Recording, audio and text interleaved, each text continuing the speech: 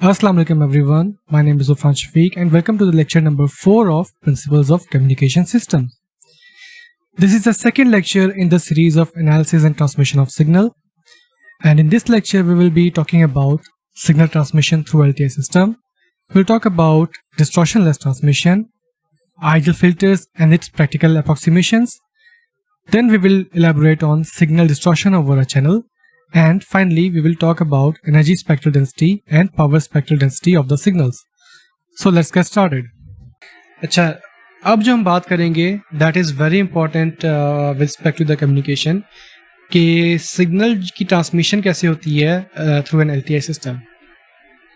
तो let's consider linear time invariant LTI system और हम एक इनपुट एज्यूम करते हैं जो कि एक डायरेक्ट फंक्शन है, that is एक इम्पल्स है और हम कहते हैं कि जो आउटपुट हमारी है वो एच ऑफ टी से हम इसको डिनोट कर देते हैं.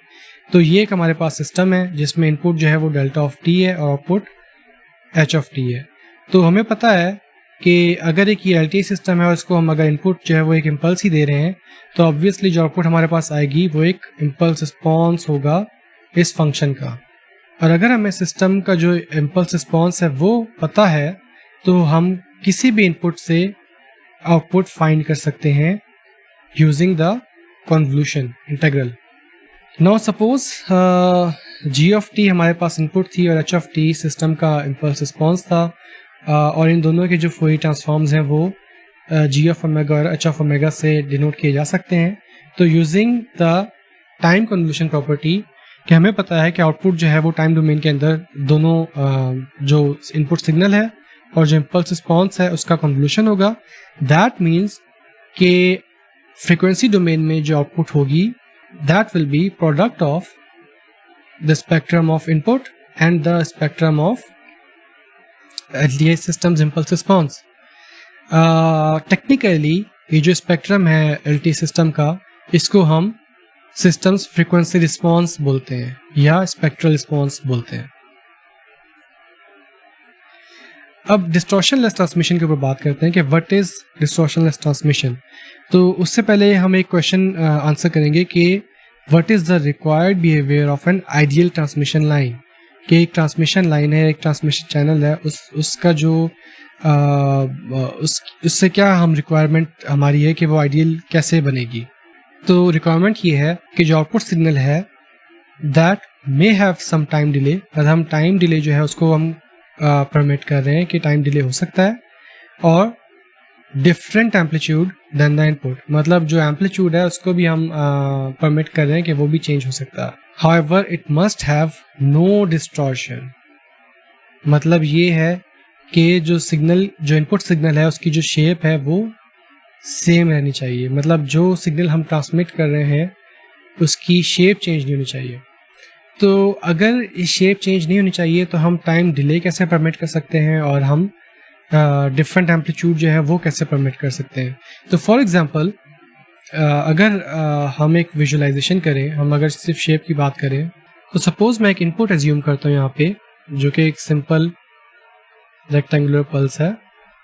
और अगर हम टाइम डिले की बात करें तो सपोज जो डिले यहाँ पे आ रहा है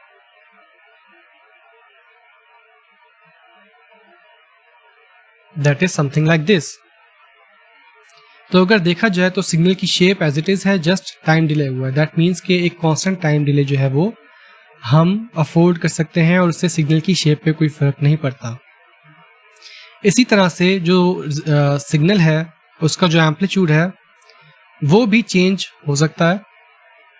सपोज ये चैनल जो है उसने सिग्नल को एटेन्यूएट कर दिया है या उसको सप्रेस कर दिया है तो उससे भी सिग्नल की जो ओवरऑल शेप है उस पर कोई फर्क नहीं पड़ता. और इस सिग्नल को अगर हम रिसीवर के ऊपर दोबारा एम्पलीफाई कर दें तो वापस हम जो ओरिजिनल एम्पलीट्यूड है वहाँ तक पहुँच सकते हैं. तो इन टाइम डिले से और एम्पलीट्यूड चेंज से सिग्नल के ऊपर सिग्नल की शेप के ऊपर कोई फर्क नहीं पड़ता. दैट मीन्स कि हमें डिस्टॉर्शन नहीं मिलती. तो हम टाइम डिले और कांस्टेंट एम्पलीट्यूड चेंज इसको हम अफोर्ड कर सकते हैं और ये हम अपनी एनालिसिस में इसको हम इंक्लूड भी कर सकते हैं. तो अगर सपोज हमारा जो इनपुट सिग्नल था टाइम डोमेन में वो जी ऑफ टी था तो जो आउटपुट सिग्नल है that can be k times g of t minus T D. जो k है वो यहाँ पे रिप्रेजेंट कर रहा है चेंज इन एम्पलीट्यूड को, एक कांस्टेंट चेंज इन एम्पलीट्यूड को। For example in the case of attenuation और सप्रेशन k जो है हमारे पास वो 1 से कम होगा। अगर k इक्वल्स 1 होता है दैट मीन्स के सिग्नल में कोई चेंज इन एम्पलीट्यूड नहीं आया। इसी तरह से टी डी जो है वो टाइम डिले को रिप्रेजेंट कर रहा है। यूजुअली टाइम डिले ही होता है, टाइम एडवांस नहीं होता इन कॉजल सिस्टम्स, तो इसलिए हम टी डी को पॉजिटिव रखते हैं और यहाँ पे जो है साइन वो माइनस में रखते हैं। तो अगर हम आउटपुट सिग्नल जो है उसको फ्रीक्वेंसी डोमेन में देखना चाहें तो we can write y of omega, ये इसका फोरियर ट्रांसफॉर्म पेयर है। तो k एज इट इज आ जाएगा क्योंकि कांस्टेंट था, और using the time shifting property इसका जो फोरियर ट्रांसफॉर्म है g of t minus T D का, that will be g of omega, जो कि इनपुट सिग्नल है उसका जो फ्रीक्वेंसी ट्रांसफॉर्म है वो आ जाएगा, multiplied by exponential of minus j omega T D. तो ये एक कॉम्प्लेक्स एक्सपोनेंशियल मल्टीप्लाई हो जाएगा बिकॉज यहाँ पे टाइम डोमेन में शिफ्ट हो रहा था। तो अब हम यहाँ से चैनल का फ्रीक्वेंसी रिस्पॉन्स फाइंड कर सकते हैं। तो फ्रीक्वेंसी रिस्पॉन्स क्या होता है कि सिंपली आउटपुट का जो फोरियर ट्रांसफॉर्म है डिवाइड बाय इनपुट का फोरियर ट्रांसफॉर्म। तो ये हमारे पास चैनल का फ्रीक्वेंसी रिस्पॉन्स आ जाएगा which will be k times exponential of minus j omega T D. तो ये हमारे पास चैनल का फ्रीक्वेंसी रिस्पॉन्स आ गया है, और ये चैनल कौन सा है जो कि परमिट कर रहा है आइडियल डिस्टॉर्शनलेस ट्रांसमिशन को। तो अब हम इसके मैग्नीट्यूड और फेज रिस्पॉन्स के ऊपर बात कर लेते हैं। इस चैनल का जो फ्रीक्वेंसी रिस्पॉन्स है वो जैसे हमने पहले फाइंड किया, this is k times exponential of minus j omega T D. तो मैग्नीट्यूड रिस्पॉन्स होगा चैनल का that will be a constant k, मतलब हर फ्रीक्वेंसी के लिए, किसी भी फ्रीक्वेंसी के लिए जो एटेन्यूएशन हो रही है या जो गेन आ रहा है that will be a constant. तो सपोज अगर मैं इसको ड्रॉ करता हूँ, this is my omega axis, तो नो मैटर जो मर्जी फ्रीक्वेंसी हो, रिस्पॉन्स मैग्नीट्यूड रिस्पॉन्स जो है वो एक कांस्टेंट k ही रहेगा। इसी तरह से अगर हम फेज की बात करें तो यहाँ पे जो फेज है that is a linear function of frequency. कि यहाँ पे क्या हो रहा है कि अगर हम फेज रिस्पॉन्स प्लॉट करना चाहते हैं तो ये एक स्ट्रेट लाइन इस तरह की कुछ बनेगी कि लोअर फ्रीक्वेंसीज के लिए जो फेज रिस्पॉन्स है वो हायर होगा, और जो हायर फ्रीक्वेंसी है उसके लिए फेज रिस्पॉन्स लोअर होगा, लेकिन ये एक स्ट्रेट लाइन होगी। तो इससे हमें ये पता चलता है कि अगर डिस्टॉर्शनलेस ट्रांसमिशन जो है वो हमें चाहिए तो जो चैनल होगा या ट्रांसमिशन लाइन का जो फ्रीक्वेंसी स्पेक्ट्रम होगा दैट शुड ओबे दीज टू थिंग्स, कि उसका जो मैग्नीट्यूड ऑफ फ्रीक्वेंसी रिस्पॉन्स है वो कांस्टेंट होना चाहिए, और उसका जो फेज रिस्पॉन्स है that should be a linear function of omega. इसकी थोड़ी सी हम इंट्यूटिव एग्जांपल देख लेते हैं, एक्सप्लेनेशन देख लेते हैं कि किस तरह से डिस्टॉर्शनलेस ट्रांसमिशन काम करती है। तो सपोज एक सिग्नल है, इनपुट सिग्नल है जिसको हम ट्रांसमिट करना चाहते हैं, और वो सिग्नल उसकी जो कंपोजिशन है that is based on various sinusoids. तो हम फोरियर ट्रांसफॉर्म में भी ऐसे कहते हैं कि जो सिग्नल है उसको हम बेसिकली वेरियस साइनोसाइड से रिप्रेजेंट कर सकते हैं। तो ये सिग्नल जो है वो एक डिस्टॉर्शनलेस सिस्टम से इसने पास करना है। तो आउटपुट सिग्नल जो है वो बेसिकली सेम इनपुट सिग्नल ही होगा, मल्टीप्लाइड बाय k हो जाएगा, और उसमें एक टाइम डिले आ जाएगा td। तो सिस्टम का जो फ्रीक्वेंसी रिस्पॉन्स है वो इस तरह से होना चाहिए, इट शुड बी इन सच अ वे कि जितनी भी फ्रीक्वेंसी कंपोनेंट्स हैं वो सारी की सारी सेम एटेन्यूएशन को फेस करें। मतलब अगर ये फ्रीक्वेंसी डोमेन है, मतलब फ्रीक्वेंसी स्पेक्ट्रम है, और यहाँ पे ओमेगा है, तो सारी की सारी फ्रिक्वेंसीज जो हैं उसको k टाइम्स गेन मिल रहा है। अगर k 0 से अगर k 1 से छोटा है तो यहाँ पे अटेनुएशन हो रही होगी, और अगर k 1 से बड़ा है तो वहाँ पे एम्पलीफिकेशन हो रही होगी। लेकिन यूजुअली ट्रांसमिशन में हम जो डील करते हैं वो अटेनुएशन से ही डील कर रहे होते हैं। तो सारी की सारी फ्रिक्वेंसीज अगर एक ही तरह से अटेनुएट होंगी तो सिग्नल की जो शेप है उसमें कोई चेंज नहीं आता। इसी तरह से जितने भी फ्रिक्वेंसी कंपोनेंट्स हैं इन दिस इनपुट सिग्नल जिसको हम ट्रांसमिट करना चाह रहे हैं, सारे के सारे फ्रिक्वेंसी कंपोनेंट्स को सेम डिले फेस करना होगा जो कि TD सेकंड्स है। और टाइम डिले जो है वो होता है negative of slope of the systems phase response, जिसको हम कुछ इस तरह से लिख सकते हैं। दैट मीन्स कि अगर हमें ये टाइम डिले जो है वो एक कांस्टेंट चाहिए तो ये जो फेज है उसको लीनियर होना पड़ेगा, तभी हमें एक कांस्टेंट टाइम डिले मिलेगा। Okay, now let's talk about ideal filters. तो फिल्टर्स इन जनरल देख लेते हैं कि फिल्टर्स इन जनरल करते क्या हैं। तो फिल्टर्स बेसिकली डिज़ायरेबल जो फ्रिक्वेंसीज होती हैं उनको पास कर देते हैं, जबकि जो अनडिज़ायरेबल फ्रिक्वेंसीज होती हैं उसको रिजेक्ट कर देता है। तो इसी तरह से जो आइडियल फिल्टर्स हैं in this particular scenario, ideal filters help us in transmission of certain band of frequencies in a distortionless manner. मतलब जिन फ्रिक्वेंसीज को हम पास करना चाह रहे हैं, जिस बैंड ऑफ फ्रिक्वेंसी को हम पास करना चाह रहे हैं, उसकी डिस्टॉर्शनलेस ट्रांसमिशन जो है उसमें हमारी हेल्प करेगा आइडियल फिल्टर। और इस तरह से जो अनवांटेड फ्रिक्वेंसी कंपोनेंट्स हैं उसको वो कंप्लीटली सप्रेस कर देगा। अब डिस्टॉर्शनलेस ट्रांसमिशन की हमने बात की है, तो ऑब्वियसली फिर डिस्टॉर्शनलेस ट्रांसमिशन जब हमने देखा था तो उसमें देखा था कि जो चैनल है या जो भी रिस्पॉन्स बनता है, फ्रिक्वेंसी रिस्पॉन्स बनता है चैनल का, that has to have linear phase and a constant magnitude. तो वही कंडीशंस इन फिल्टर्स के ऊपर भी अप्लाई होंगी कि अगर आइडियल फिल्टर्स की हम बात कर रहे हैं और हम चाहते हैं कि डिस्टॉर्शनलेस ट्रांसमिशन हो, तो ऑब्वियसली हमें फिल्टर का जो मैग्नीट्यूड रिस्पॉन्स है वो एक कांस्टेंट चाहिए और उसका जो फेज रिस्पॉन्स है वो लीनियर होना चाहिए। तो ये कुछ एग्जांपल्स हैं लो पास, हाई पास और बैंड पास के फ्रीक्वेंसी रिस्पॉन्सेज की। तो हम यहाँ पे देख सकते हैं कि in case of low pass filter जो पासिंग बैंड है उसके अंदर मैग्नीट्यूड रिस्पॉन्स है दैट इज अ कांस्टेंट। और इस तरह से जिन फ्रीक्वेंसीज को हमने पास नहीं कराना which are greater than W here, उन फ्रीक्वेंसीज पे जो फ्रीक्वेंसी रिस्पॉन्स है वो जीरो है। दैट मीन्स कि वहाँ पे कोई भी इनपुट सिग्नल इस फ्रीक्वेंसी के बाहर पास नहीं कर सकेगा। सिमिलरली यहाँ पे जो फेज रिस्पॉन्स है वो लीनियर फेज रिस्पॉन्स है, ताकि अगर कोई टाइम डिले इंड्यूस किया जाता है तो वो एक कांस्टेंट टाइम डिले हो और सिग्नल जो है जो अगर इस बैंड में पास कर रहा है वो डिस्टॉर्ट ना करे। इसी तरह से हाई पास का फ्रीक्वेंसी रिस्पॉन्स है कि अगर सिग्नल की जो फ्रीक्वेंसीज हैं वो लेस देन W होंगी तो वो पास नहीं करेंगी, जबकि जो फ्रीक्वेंसीज W से हायर होंगी तो वो पास कर जाएंगी as it is without any change in amplitude.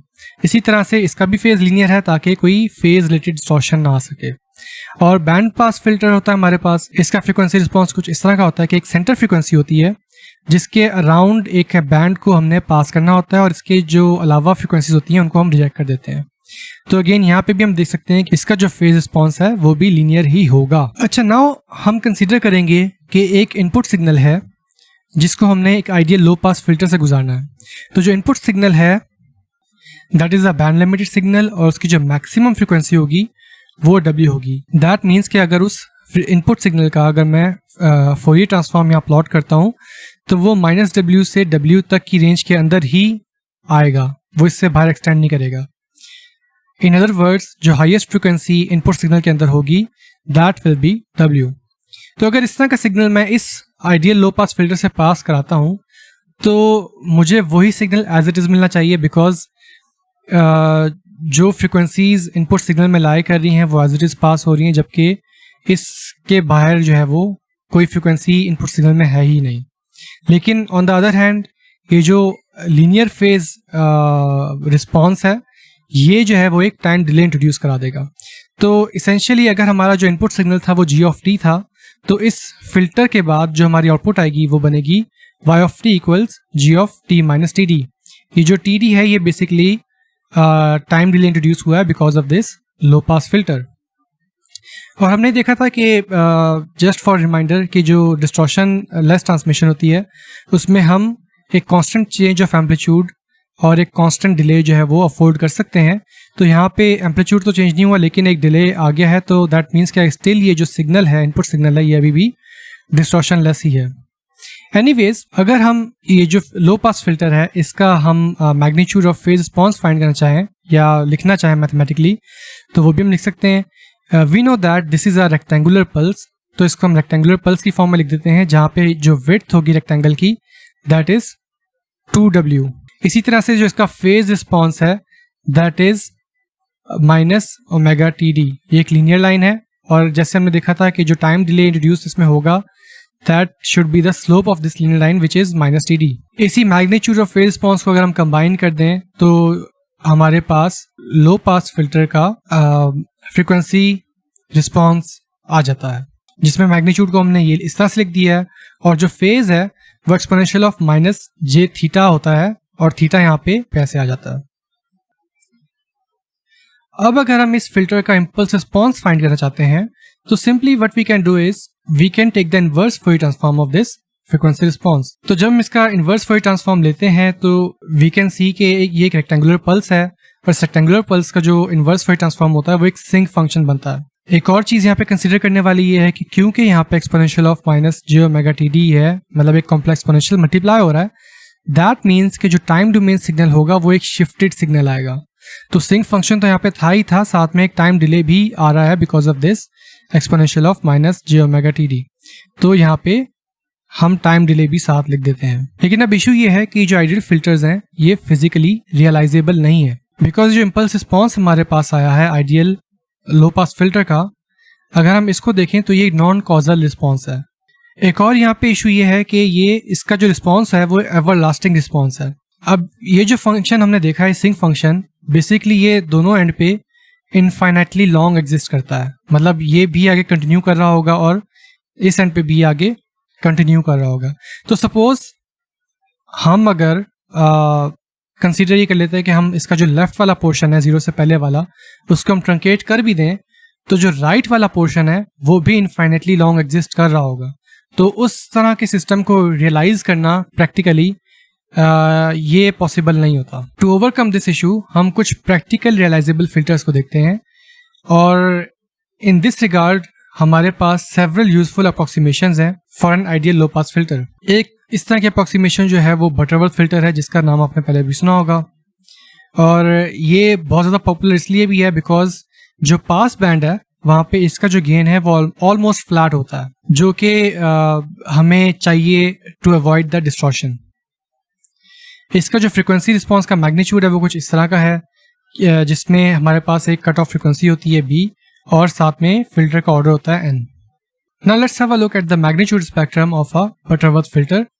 तो अगर आप ये डैश्ड लाइन देख सको तो ये आइडियल लो पास फिल्टर था और इसी तरह से हमने वेरियस ऑर्डर ऑफ बटरवर्थ जो फिल्टर्स हैं उनके मैग्नीट्यूड्स यहाँ प्लॉट कर दिए हैं। तो जैसे जैसे हम ऑर्डर को इंक्रीज करते हैं, ये for example first order Butterworth filter है, तो हमें देख सकते हैं कि जो पास बैंड है उसमें काफ़ी फ्रीक्वेंसीज जो हैं वो अटेन्यूएट होना शुरू हो गई हैं और जो सप्रेसिंग बैंड है, जो रिजेक्शन बैंड है, वहाँ पे स्टिल फ्रीक्वेंसीज जो है वो पास करेंगी। लेकिन जैसे जैसे हम फिल्टर का ऑर्डर बढ़ाते हैं तो पास बैंड में अटेन्यूएशन जो है वो कम होती चली जाती है और इसी तरह से जो हायर फ्रीक्वेंसीज हैं वो भी ज़्यादा रिजेक्ट होना शुरू हो जाती हैं। तो अगर इस ऑर्डर को हम इंक्रीज करते हैं, सपोज 16th ऑर्डर का एक बटरवर्थ फिल्टर है, तो वो जो है ज़्यादा क्लोज होगा आइडियल फिल्टर से as compare to a second order Butterworth filter. Now एक छोटा सा कंपैरिजन कर लेते हैं between an ideal filter and a Butterworth filter जिसका हमने ऑर्डर जो है वो यहाँ पे 4 सेलेक्ट किया है।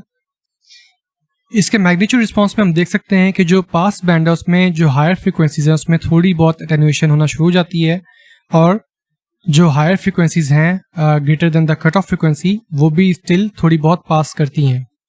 इसी तरह से अगर हम फेज रिस्पॉन्स की बात करें तो डॉटेड लाइन जो है वो आइडियल लो पास फिल्टर का फेज रिस्पॉन्स है और ये सॉलिड लाइन जो है ये बटरवर्थ फिल्टर का फेज रिस्पॉन्स है। तो जो कट ऑफ फ्रीक्वेंसी है, जो हमारा डिजायरेबल फ्रीक्वेंसी बैंड है, उसके अंदर अंदर जो है फेज रिस्पॉन्स लीनियर है, लेकिन उसके बाहर ये जो फेज रिस्पॉन्स है ये नॉन लीनियर है। तो जो कट ऑफ फ्रिक्वेंसी के बाहर वाला रीजन है वहां पे फेज की वजह से डिस्टॉर्शन आ सकती है। इसी तरह से हम एक आइडियल लो पास फिल्टर और एक बटरवर्थ फिल्टर का जो इम्पल्स रिस्पॉन्स है उसको भी हम कंपेयर कर लेते हैं। तो ये जो डैश लाइन है ये आइडियल फिल्टर का इम्पल्स रिस्पॉन्स है और सॉलिड लाइन बटरवर्थ फिल्टर का इम्पल्स रिस्पॉन्स है। तो हम देख सकते हैं कि जो आइडियल फिल्टर है that x tends beyond this zero hair, तो ये एक नॉन कॉजल फिल्टर बनता है। ऑन द अदर हैंड जो बटरवर्थ फिल्टर है that is strictly a causal filter because ये जीरो से स्टार्ट हो रहा है। इसके अलावा जो पीक एम्पलीट्यूड्स हैं उसमें भी थोड़ा सा डिफरेंस आता है, जो नल पॉइंट्स हैं वो भी थोड़े बहुत चेंज हो जाते हैं। And another important thing here is कि इन फिल्टर्स की वजह से सिग्नल में डिले इंट्रोड्यूस हो जाता है जो कि अनअवॉइडेबल है। Now let's talk about signal distortion over a communication channel. तो जैसे आपको इंट्रोडक्शन में बताया गया था कि एक जो कम्युनिकेशन चैनल है that can introduce noise in a signal as well as distortion. ठीक है, तो डिस्टॉर्शन जो है वो किस तरह से सिग्नल में आ जाती है उसके बारे में हम देखेंगे। तो देयर आर 4 डिफरेंट वेज जिसमें डिस्टॉर्शन जो है वो सिग्नल में इंट्रोड्यूस हो जाती है।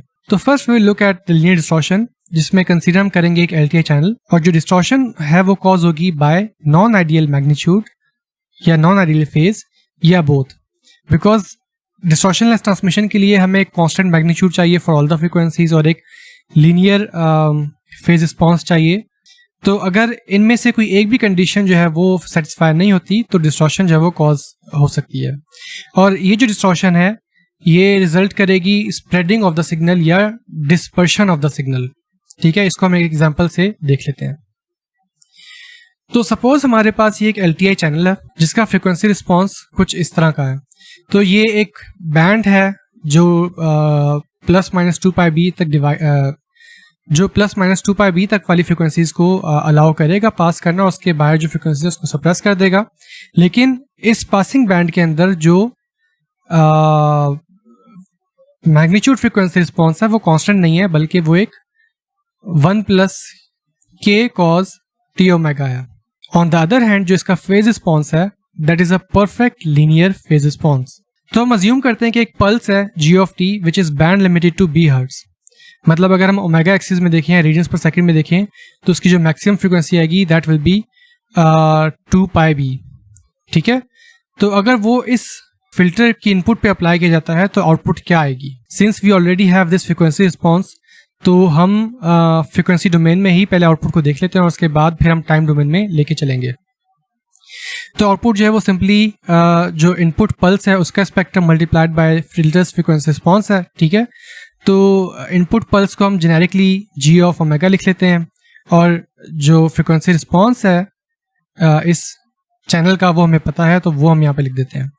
इसको हम फर्दर एक्सपैंड करेंगे तो हमारे पास g of omega exponential of minus j omega td आ जाएगा। ठीक है, plus k cos t omega multiplied by this input frequency spectrum g of omega ये आ जाएगा और साथ में again exponential of minus j omega td multiply हो रहा है। तो अब अगर हम इसका इन्वर्स फोरियर ट्रांसफॉर्म ले लेते हैं और कुछ प्रॉपर्टीज को हम यूज करेंगे जिनमें से मोस्टली हम टाइम शिफ्टिंग प्रॉपर्टी को यूज कर रहे हैं तो हम टाइम डोमेन में आ सकते हैं। तो अगर y ऑफ ओमेगा का इन्वर्स फोरियर ट्रांसफॉर्म लेते हैं तो obviously that will become y of t। अभी जो फर्स्ट टर्म आ रही है g of omega multiplied by exponential of minus j omega td, this refers to g of t minus td। मतलब ये g ऑफ ओमेगा था ना यहाँ पे, तो ये तो रेफर करेगा g ऑफ t पे, लेकिन इसके साथ एक्सपोनेंशियल मल्टीप्लाई हो रहा है तो यहाँ पे टाइम डिले इंडिकेट हो रहा है। तो ये जो होल टर्म है ये g of t minus td बन जाएगी।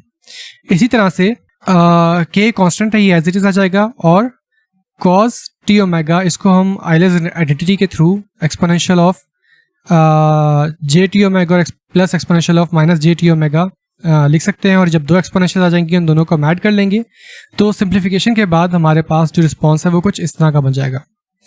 तो अगर ये आइडियल फिल्टर होता तो y equals g of T minus T d, यहाँ तक तो कहानी ठीक थी, यहाँ तक तो आउटपुट हमारी ठीक होती, डिस्टॉर्शन नहीं आती। लेकिन अभी जो नेक्स्ट टर्म आ गई जिसमें दो कॉपीज बन रही हैं, दो डिलेड कॉपीज बन रही हैं और वो ऐड हो रही हैं ओरिजिनल सिग्नल के साथ, ये जो है डिस्टॉर्शन क्रिएट कर देगी। तो सपोज ये हमारी एक टाइम लिमिटेड पल्स थी जी ऑफ टी। जब हम इस पल्स को इस फिल्टर में से गुजारेंगे तो हमारे पास जो फाइनल आउटपुट बनेगी वो कुछ इस तरह की बनेगी। नोट के जो इनपुट पल्स थी उसकी शेप कितनी कंसिडरेबली ज़्यादा चेंज हो गई है। Now let's talk about distortion caused by channel nonlinearities. तो सपोज अगर इस तरह का नॉन लीनियर चैनल है जहाँ पे आउटपुट और इनपुट को हम एक नॉन लीनियर फंक्शन से रिलेट करें।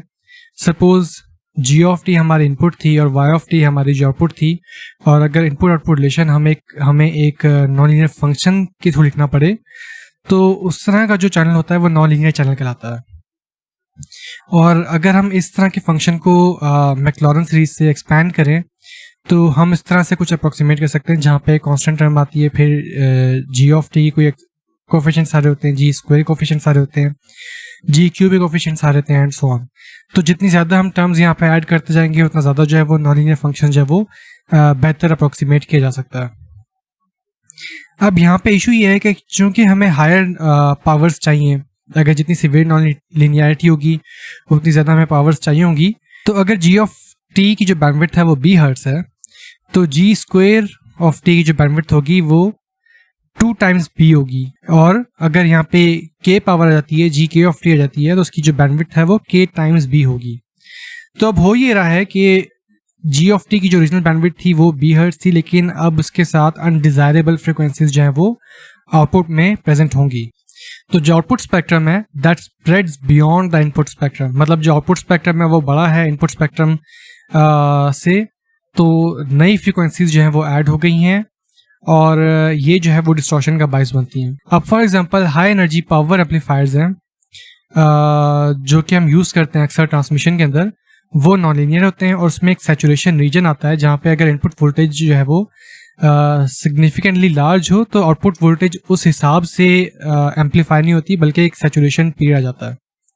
तो अगर आप देखो ये जो स्ट्रेट लाइन है ये डिजायर्ड आउटपुट होती है हमारी, ये लीनियर आउटपुट है, लीनियर एम्पलीफिकेशन हो रही है। लेकिन जो हाई एफिशिएंसी पावर एम्पलीफायर्स हैं वो एक सर्टेन लेवल के बाद सैचुरेट कर जाते हैं, तो आउटपुट जो है वो उस तरह से नहीं बढ़ती जो जैसे इनपुट बढ़ रही थी। तो ये जो है अक्सर इस तरह के जो एम्पलीफायर्स हैं वो नॉन लीनियरिटीज क्रिएट करते हैं और जिसकी वजह से सिग्नल जो है वो डिस्टॉर्ट हो जाता है। अब जो थर्ड कॉज ऑफ डिस्टॉर्शन है वो मल्टी पाथ इफेक्ट्स हैं। तो अभी तक हम एज्यूम ये कर रहे थे कि हमने इनपुट जो है वो ट्रांसमिट की वायरलेसली और एक ही जो वो इनपुट की जो कॉपी है वो रिसीवर पे रिसीव होती है, लेकिन रियल लाइफ में ऐसा नहीं होता। रियल लाइफ में जो है वो ट्रांसमिटेड सिग्नल जो है वो रिसीवर के पास अराइव होता है फ्रॉम 2 और मोर पाथ्स। ठीक है, तो सपोज ये जो हमारा बेस स्टेशन है जो कि सिग्नल ट्रांसमिट कर रहा है और ये जो मोबाइल डिवाइस है ये रिसीवर है, तो सिग्नल जो है वो एक तो डायरेक्ट बेस स्टेशन से मोबाइल की तरफ जो है वो प्रोपेगेट करेगा जिसको हम यहाँ पे ब्लू लाइन से रिप्रेजेंट कर रहे हैं, लेकिन साथ साथ जो सराउंडिंग ऑब्जेक्ट्स हैं जैसे कि ये बिल्डिंग है या अगर कोई माउंटेन्स हैं या अगर कोई घर वगैरह हैं, कोई भी स्मॉल बिल्डिंग्स हैं, इवन कार्स हैं या ट्रीज हैं, उससे भी सिग्नल जो है वो रिफ्लेक्ट होता है, स्कैटर होता है, रिफ्लेक्ट बैक होके डिफरेंट पाथ एक लेके मोबाइल डिवाइस तक आ रहा होता है। तो हर जो पाथ है उस पर एक डिफरेंट लेवल ऑफ अटेन्यूएशन होती है, डिफरेंट जो है उसके ऊपर अगर वो लेंथ ले रहा है तो ऑब्वियसली डिलेज भी डिफरेंट होंगे। तो ये भी ऐड अप होके या तो कंस्ट्रक्टिव या डिस्ट्रक्टिव इंटरफेरेंस क्रिएट कर सकते हैं। तो ये तो कोई कॉम्प्लेक्स सिनेरियो है। सपोज हम एक सिंपल सा सिनेरियो लेते हैं जहाँ पे ट्रांसमीटर और रिसीवर के दरमियान 2 पाथ्स हैं। एक जो पाथ है उसमें सिर्फ यूनिटी गेन है और साथ में डिले आ रहा है टीडी का, तो मतलब अगर जी ऑफ टी था तो G of T minus T D जो है वो सिग्नल रिसीव होगा। और दूसरा जो पाथ है उसमें एक गेन आ रहा है अल्फा और साथ में डिले आ रहा है t d plus delta t का। दैट मीन्स कि जो जी ऑफ टी है वो बन जाएगा alpha g of T minus T d plus t. ठीक है, तो अगर हम चैनल का जो रिस्पॉन्स है वो फाइंड करना चाहें, चैनल का रिस्पॉन्स हम किस तरह से लिख सकते हैं। अगर यूनिटी गेन है और सिर्फ टी डी डिले है जो कि पहला पाथ था तो हम उसको सिंपली लिख सकते हैं 1 मैग्नीट्यूड है और साथ में एक्सपोनेंशियल आ गया minus J omega T D, ये डिले वाला फैक्टर था। दूसरा जो पाथ है उसमें हमारे पास गेन आ रहा था अल्फा जो हमने यहाँ पे लिख दिया, और डिले हमारे पास आ रहा था T d plus delta T, तो यहाँ पे एक्सपोनेंशियल के साथ माइनस जे ओमेगा लिख दिया और T d plus delta T लिख दिया। अब इसको हम फर्दर अगर सिंप्लीफाई करते हैं तो exponential of minus J omega T D दोनों टर्म्स में कॉमन है, इसको हम कॉमन लेके बाहर निकाल देते हैं, तो हमारे पास जो टर्म्स आ जाती हैं वो आ जाती हैं 1 plus alpha times exponential of minus J omega delta T. अब इसको हम फर्दर जो है वो आइलर्स एंटिटी के थ्रू हम अगर लिख लें और फिर इसमें से हम इसका मैग्नीट्यूड और फेज स्पेक्ट्रम निकालें, तो we can note that magnitude response है that is depending upon frequency, मतलब ये सारी की सारी फ्रीक्वेंसीज के लिए अब कांस्टेंट नहीं रहा। इसी तरह से अगर हम फेज पे बात करें तो फेज में भी जो टर्म्स आ रही हैं वो भी ओमेगा पे डिपेंड कर रही हैं apart from this minus omega T D. इसके अलावा भी टर्म्स आ रही हैं तो ये भी डिस्टॉर्शन क्रिएट कर सकती है।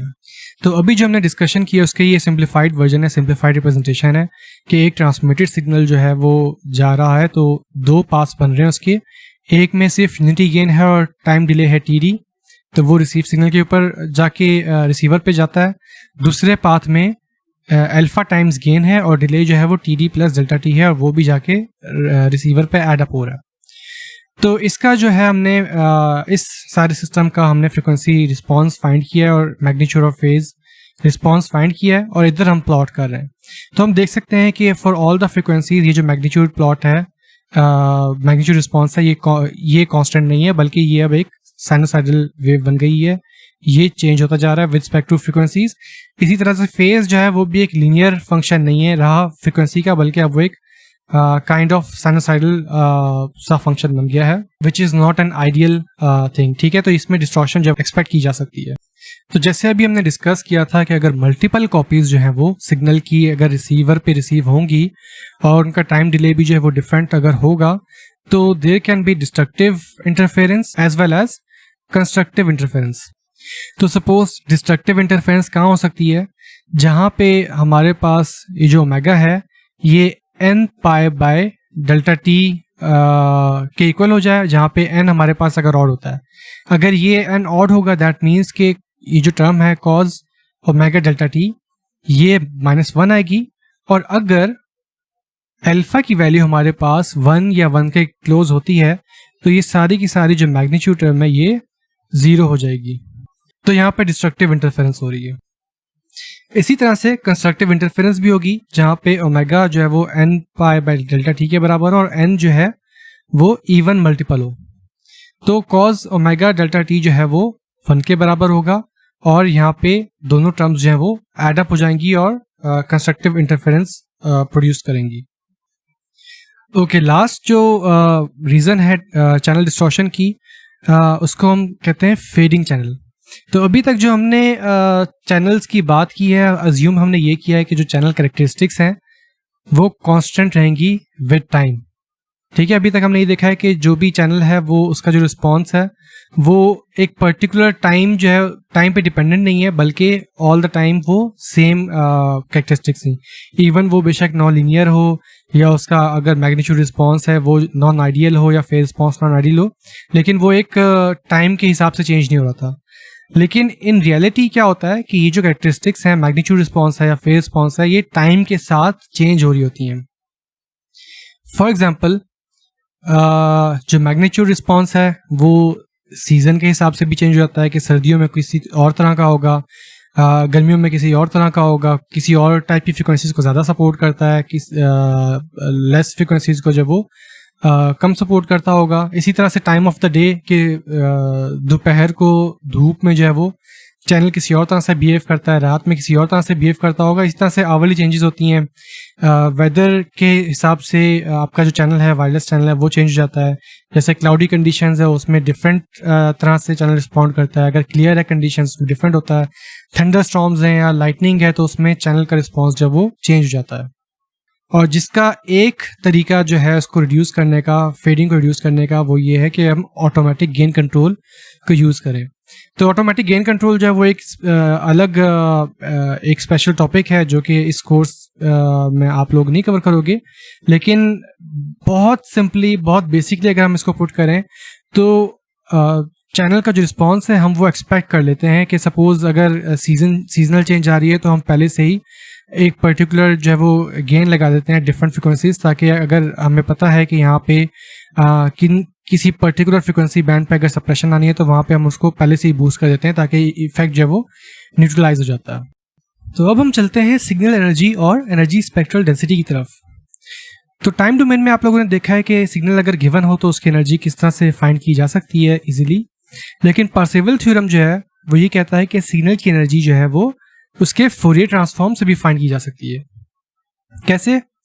फॉर एग्जाम्पल, अगर हमारे पास एक टाइम डोमेन सिग्नल था तो उसकी एनर्जी हम इस तरह से फाइंड करते हैं कि सिग्नल मल्टीप्लाई बाय इस कॉम्प्लेक्स कॉन्जुगेट और उसका इंटीग्रल। ठीक है, तो अगर अब मैं क्या करता हूं कि using the synthesis equation of Fourier transform मैं इस कॉम्प्लेक्स कॉन्जुगेट ऑफ टी को इन द फोरियर ट्रांसफॉर्म की जो फॉर्म है वो उसमें लिख देता हूं। अब ये काफ़ी स्टैंडर्ड इक्वेशन है, हमारे पास 1/2 होता है, इंटीग्रल होता है माइनस इन्फिनिटी से इन्फिनिटी तक, जो फंक्शन होता है वो, और उसके बाद exponential of plus J omega T D omega होता है। लेकिन चूंकि यहाँ पे कॉम्प्लेक्स कॉन्जुगेट आ रहा था तो जी ऑफ ओमेगा की जगह जी स्टार ऑफ ओमेगा आ जाएगा, और इसी तरह से जो कॉम्प्लेक्स एक्सपोनेंशियल है उसका भी साइन जो है वो अब माइनस जे ओमेगा टी आ जाएगा। तो अब हमारे पास दो वेरिएबल्स हैं इंटीग्रेशन के, तो अगर मैं ऑर्डर चेंज करता हूँ, पहले मैं इंटीग्रेट करूँ with respect to d t और उसके बाद इंटीग्रेट करूंगा with respect to d omega.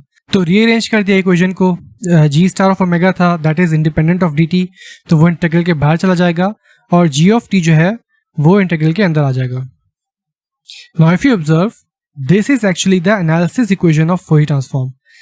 ये जो इंटीग्रल है ये बेसिकली रिप्रेजेंट कर रहा है जी ऑफ ओमेगा को, जो कि हमने यहाँ पे लिख दिया है, और उसके अलावा जो बाकी साइड टर्म्स थी वो एज इट इज यहाँ पे आ जाएंगी। तो अब यहाँ पे क्या हो रहा है कि जी ऑफ ओमेगा मतलब जी ऑफ टी का जो स्पेक्ट्रम था वो मल्टीप्लाई हो रहा है उस अपने कॉन्जुगेट के साथ।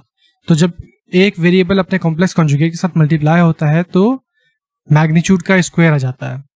तो ब्रैकेट्स यहाँ पे जो इंटीग्रल है वहाँ पे मैग्नीट्यूड का स्क्वायर आ गया। दैट मीन्स कि हम जो है सिग्नल की जो एनर्जी है वो सिग्नल के फोरियर ट्रांसफॉर्म के जो मैग्नीट्यूड है उसका स्क्वायर अगर कर लें और उसको इंटीग्रेट कर लें, डिवाइड कर लें 1/2 से, तब भी हम फाइंड कर सकते हैं। तो एक एग्जांपल देख लेते हैं। इस लेक्चर के शुरू में हमने exponential of -80 u of t का फोरियर ट्रांसफॉर्म कैलकुलेट किया था, तो इसकी हम फोरियर ट्रांसफॉर्म से भी एनर्जी निकालेंगे और टाइम डोमेन में भी एनर्जी इसकी निकालेंगे और वेरीफाई करेंगे ये दोनों एनर्जीज जो है वो सेम आती हैं या नहीं आती। तो पहले हम टाइम डोमेन में देख लेते हैं। वी ऑल नो कि एनर्जी जो है सिग्नल की क्या होती है कि integration of g square of t d T.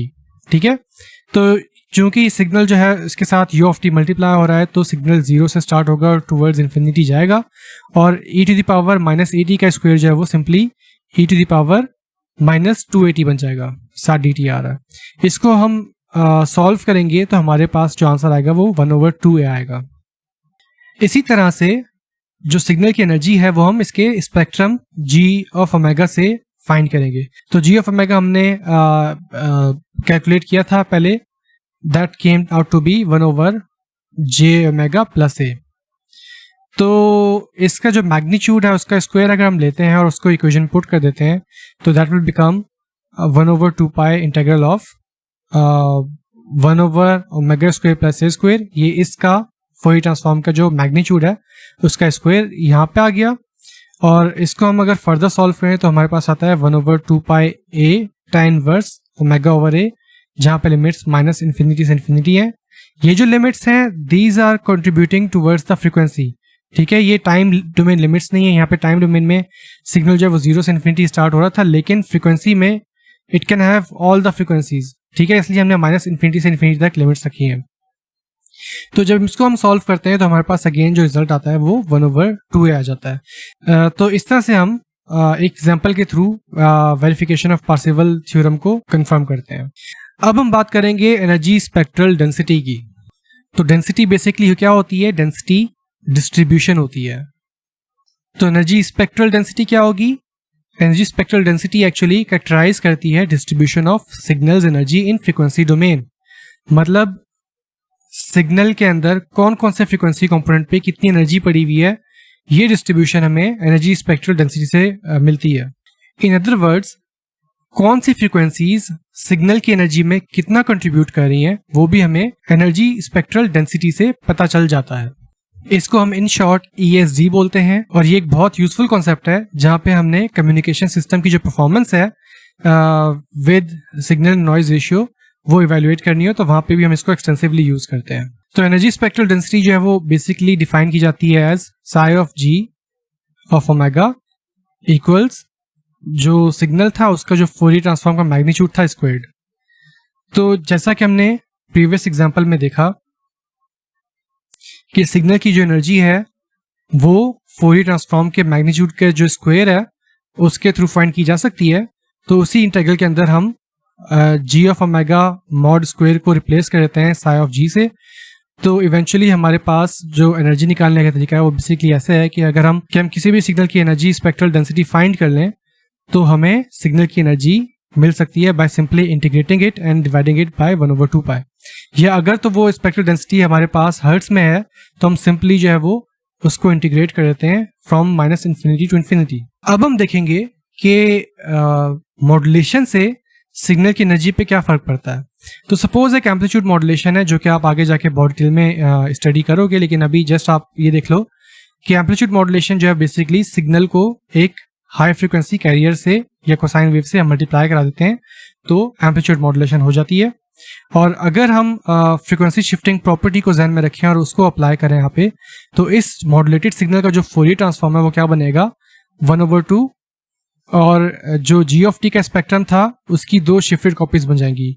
एक कॉपी जो वो बनेगी प्लस ओमेगा नॉट के ऊपर और दूसरी कॉपी बनेगी माइनस ओमेगा नॉट के ऊपर। और यहाँ पे जो दोनों की जो कॉपीज हैं उनका जो दोनों का मैग्नीट्यूड है वो हाफ हो जाता है।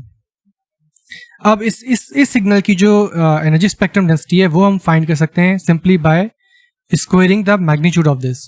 तो क्या होगा 1/2 का जो स्क्वायर है वो 1/4 हो जाएगा, और उसके बाद ये जो ब्रैकेट में दोनों फोरियर ट्रांसफॉर्म्स हैं इनके भी मैग्नीट्यूड का स्क्वायर ले लिया जाएगा। तो ये एनर्जी स्पेक्ट्रम डेंसिटी होगी।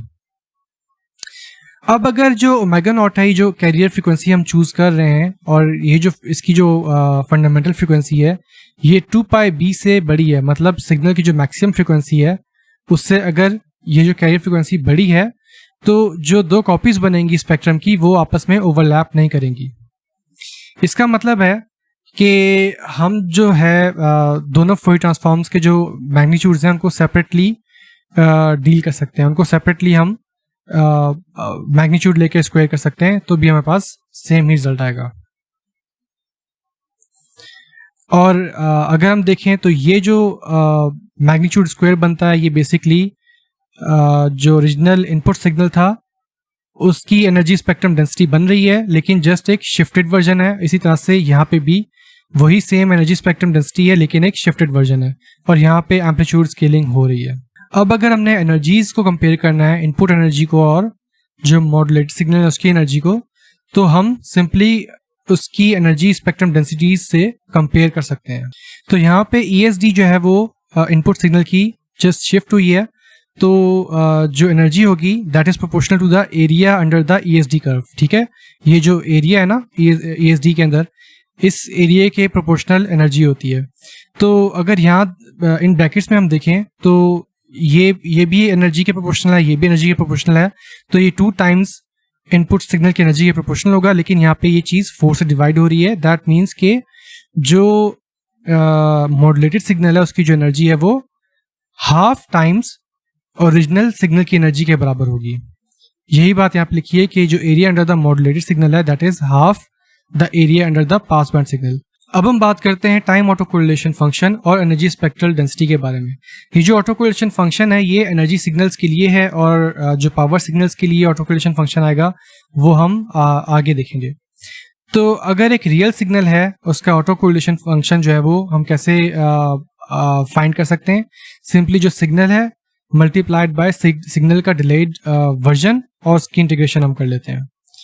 ये जो फंक्शन होता है that is an even function, that means अगर यहाँ पे माइनस टॉ भी होता तो अगेन वही चीज हमें वापस मिल रही होती। अगर हम इसका फोरियर ट्रांसफॉर्म लें तो बेसिकली ये हमारा जो है वो ऑटो कोरिलेशन फंक्शन था, G of T multiplied by G of T plus tau उसका इंटीग्रल, और साथ में exponential of minus J omega tau multiply हो रहा है, ये जो है फोरियर ट्रांसफॉर्म का एक्सपोनेंशियल है।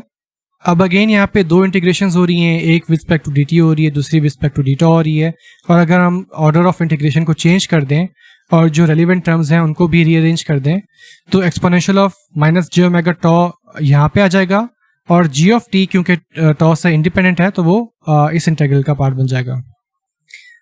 अब अगर हम इस टर्म को देखें तो बेसिकली ये जो इक्वेशन है, ये जो इंटीग्रल है, ये जी ऑफ ओमेगा को रिप्रेजेंट कर रहा है, लेकिन साथ में यहाँ पे एक टाइम डिले प्लस टी भी ऐड हो रहा है, तो यहाँ पे एक कॉम्प्लेक्स एक्सपोनेंशियल भी मल्टीप्लाई होगा। तो इस इंटीग्रल का जो रिजल्ट है बेसिकली वो बनेगा जी ऑफ ओमेगा और साथ में exponential of J omega T multiply हो जाएगा। इसी तरह से ये जो इंटीग्रल था इसमें ऑलरेडी जी ऑफ टी था, वो कैरी ऑन करेगा और डी टी कैरी ऑन करेगा। तो अब हम इस इंटीग्रल को अगर देखें तो बेसिकली यहाँ पे एक्सपोनेंशियल का साइन चेंज है, दैट्स व्हाई ये इंटीग्रल जो है रिप्रेजेंट करेगा जी ऑफ माइनस ओमेगा को। तो जब जी ऑफ ओमेगा और जी ऑफ माइनस ओमेगा मल्टीप्लाई होंगे तो जो हमारे पास रिजल्ट बनेगा वो magnitude of the Fourier transform का स्क्वायर बन जाएगा। यहाँ पे हम अज्यूम कर रहे हैं कि जी ऑफ टी जो है वो एक रियल वैल्यूड सिग्नल है, और ये जो हमारे पास रिजल्ट आया है ये बेसिकली एनर्जी स्पेक्ट्रल डेंसिटी है इनपुट सिग्नल की। Therefore, the ESD is actually the Fourier transform of autocorrelation function। तो जो एनर्जी स्पेक्ट्रल डेंसिटी है और टाइम ऑटोकोरिलेशन फंक्शन है ये बेसिकली एक दूसरे का फोरियर ट्रांसफॉर्म पेयर है। अब हम बात करते हैं कि आउटपुट की एनर्जी स्पेक्ट्रल डेंसिटी इनपुट की एनर्जी स्पेक्ट्रल डेंसिटी से कैसे रिलेट की जाती है। तो सपोज हमारे पास एक इनपुट सिग्नल है जी ऑफ टी और वाई ऑफ टी जो है वो एलटीआई सिस्टम का आउटपुट है, तो हम फ्रीक्वेंसी डोमेन में आउटपुट को इस तरह से लिख सकते हैं, y of omega equals h of omega multiplied by g of omega, जहां पे h ऑफ ओमेगा जो है वो एलटीआई सिस्टम का फ्रीक्वेंसी रिस्पांस है। तो अगर इस इक्वेशन की लेफ्ट साइड और राइट साइड दोनों पे मैग्नीट्यूड ले लें और स्क्वायर ले लें तो we can simply rewrite this equation as y of omega का मैग्नीट्यूड का square equals h of omega के मैग्नीट्यूड का square plus g of omega के मैग्नीट्यूड का square. Now we know that y of omega जो है ये Fourier transform है y ऑफ t का, और इसके मैग्नीट्यूड का अगर हम स्क्वायर ले रहे हैं दैट मीन्स कि ये एनर्जी स्पेक्ट्रल डेंसिटी है आउटपुट की। इसी तरह से g ऑफ ओमेगा इसके मैग्नीट्यूड का स्क्वायर जो है दैट रिप्रेजेंट्स इनपुट की जो एनर्जी स्पेक्ट्रल डेंसिटी है उसको, और साथ मल्टीप्लाई हो रहा है h ऑफ ओमेगा के मैग्नीट्यूड का स्क्वायर। दैट मीन्स कि energy spectral density of output जो है वो h ऑफ ओमेगा के मॉड का स्क्वायर है times ESD of input. Now let's talk about the signal power and the power spectral density. So we can recall कि power of the real signal g of t is given by this equation, जिसमें हम integral ले रहे हैं for over the one period of g square of t का magnitude का, और साथ में हम टाइम एवरेजिंग कर रहे हैं। सो सपोज हमारे पास एक ट्रंकेटेड सिग्नल है gt ऑफ t जिसकी हम एनर्जी फाइंड कर सकते हैं। तो जो इंटीग्रल है राइट साइड पे, ये वाला जो इंटीग्रल है ये basically energy of this truncated signal को डिनोट करेगा। दैट मीन्स के पावर जो है वो बेसिकली एनर्जी है ट्रंकेटेड सिग्नल की डिवाइड बाय जो टाइम पीरियड हमने लिया है ट्रंकेशन का, और वो टाइम पीरियड बेसिकली अप्रोच कर रहा है to the infinity. Now from the Parseval's theorem we know that कि सिग्नल की एनर्जी जो है वो फाइंड की जा सकती है फ्रॉम इट्स फोरियर ट्रांसफॉर्म। इसी तरह से यहाँ पे भी ट्रंकेटेड सिग्नल है उसकी एनर्जी जो है वो भी फाइंड की जा सकती है by the magnitude squared of its Fourier transform, और उसकी हम इंटीग्रेशन कर लेंगे और 1/2 पाई से डिवाइड कर देंगे। और अभी हमने देखा कि पावर जो है सिग्नल की वो basically limits t tends to infinity energy of the truncated signal divide by capital T है। तो अगर हम एनर्जी ऑफ ट्रंकेटेड सिग्नल की जगह ये पार्सेवल थ्योरम से ही इंटीग्रल पुट कर दें इस इक्वेशन में तो we can get 1/2 pi integral आ जाएगा। उसके बाद limit t tends to infinity truncated signal का जो फोरियर ट्रांसफॉर्म है उसके मैग्नीट्यूड का स्क्वायर आ जाएगा और डिवाइड बाय t आ जाएगा। नाउ सपोज ये जो इंटीग्रल के अंदर टर्म है limit t tends to infinity gt of omega mod square divide by t, इसको अगर हम अज्यूम करें कि ये sg ऑफ ओमेगा से रिप्रेजेंट किया जाता है तो इसको हम जो है वो पावर स्पेक्ट्रल डेंसिटी कहते हैं for the power signal. And if you observe this is actually the energy spectral density. तो ये जो पावर स्पेक्ट्रल डेंसिटी है वो एनर्जी स्पेक्ट्रल डेंसिटी का टाइम एवरेज है। तो एस जी ऑफ ओमेगा को हम इस इक्वेशन में अगर पुट कर दें तो पावर हमारे पास क्या जाती है, पी जी इक्वल्स 1/2 पाई इंटेग्रल। अब ये चीज जो हमने इंटीग्रेशन के अंदर जो टर्म थी सारी, ये एस जी ऑफ ओमेगा से हमने इसको डिनोट किया था। तो we can simply write integral s g of omega d omega. And because this is an even function, तो यहाँ पे हम माइनस इन्फिनिटी से इन्फिनिटी तक इंटीग्रेट करने के बजाय हम 0 से इन्फिनिटी तक इंटीग्रेट कर लेते हैं, और ये जो रिजल्ट आएगा ये 2 times of the this result आएगा। तो यहाँ पे हम 2 से मल्टीप्लाई भी कर देंगे तो 1/पाई रह जाएगा। और अगर जो पी एस डी है वो लीनियर फ्रीक्वेंसी यूनिट्स में गिवन है, दैट मीन्स के हर्ट्स में गिवन है, तो जो 1/2 पाई वाला फैक्टर था वो कैंसिल हो जाएगा। तो we can simply get p g equals minus infinity to infinity s g of f d f. या अगर हम इसको 0 से इन्फिनाइट तक इंटीग्रेट करते हैं तो यहाँ पे साथ में हम 2 मल्टीप्लाई कर देंगे। अब हम बात करते हैं time auto correlation of power signals की। तो time auto correlation power signal क्या होती है कि वही G of T multiplied by G of T plus tau, मतलब इस जो ओरिजिनल सिग्नल है वो मल्टीप्लाई हो रहा है अपने डिलेड वर्जन के साथ, और इंटीग्रेशन हो रही है over a certain period of time. और अगेन हम टाइम एवरेज भी ले रहे हैं जहाँ पे जो टी है that is tending towards infinity. तो ये टाइम ऑटो कोरिलेशन फंक्शन होता है पावर सिग्नल का। अब जैसे एनर्जी सिग्नल्स में ऑटो कोरिलेशन फंक्शन था, इसी तरह से जो पावर सिग्नल्स हैं उसमें भी ऑटो कोरिलेशन फंक्शन जो है वो एक इवन फंक्शन होता है। और हमने अभी देखा कि जो एनर्जी स्पेक्ट्रल डेंसिटी है वो बेसिकली फोरियर ट्रांसफॉर्म है ऑटो कोरिलेशन फंक्शन का एनर्जी सिग्नल्स के लिए। इसी तरह से पावर सिग्नल्स के लिए हम देखना चाहते हैं कि क्या रिलेशन बनता है। The auto correlation function for the power signals can be defined as time average of the auto correlation function for a truncated signal, जो कि एक एनर्जी सिग्नल बन जाता है और उसकी हम ऑटो कोरिलेशन फंक्शन फाइंड कर लेते हैं। और उसको हम टाइम एवरेज अगर कर लें तो हमारे पास जो पावर सिग्नल है उसके लिए एक ऑटो कोरिलेशन फंक्शन बन जाएगा। एंड सिंस वी नो कि जो ये ऑटो कोरिलेशन फंक्शन है इसका अगर हम फोरियर ट्रांसफॉर्म लेते हैं तो हमारे पास जो ओरिजिनल सिग्नल है, जो ट्रंकेटेड सिग्नल है, उसका फोरियर ट्रांसफॉर्म का मैग्नीट्यूड आ जाएगा।